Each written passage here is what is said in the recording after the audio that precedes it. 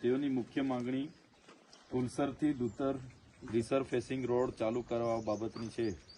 સદર રોડ રિસરફેસિંગ અને સ્ટ્રેન્થિંગ હેઠળ મંજૂર થયેલ છે। સદર રસ્તામાં ઇજારદારશ્રીએ કામ ચાલુ કરેલ હતું અને મેટલિંગ વર્ક કરેલ હતું, પરંતુ ગુજરાત વન વિભાગે વન્ય પ્રાણી સંરક્ષણ અધિનિયમ 1972 હેઠળ આ વિસ્તાર સુલપાણેશ્વર વન્યજીવ અભયારણ્ય તરીકે નોટિફાઈડ કરેલ છે। સદર વિસ્તારમાં રોડ રિસરફેસિંગ માટે વાઇલ્ડ લાઇફ ક્લિયરન્સ માટે CWLWની મંજૂરી અનિવાર્ય હોય વિભાગ દ્વારા આ કામગીરી બંધ કરાવેલ હતું। સદર રસ્તાની આ મંજૂરી માટે જોઈન્ટ સર્વે કરેલ છે, જે હાલ દસ્તાવેજી કામગીરી તાલુકા લેવલે મંજૂરી હેઠળ છે। આવનારા 1 મહિનામાં તાલુકા અને જિલ્લા સ્તરે મંજૂરી લઈ સદર રસ્તાની ડામર કામ માર્ગ મકાન વિભાગ છે બધા છે।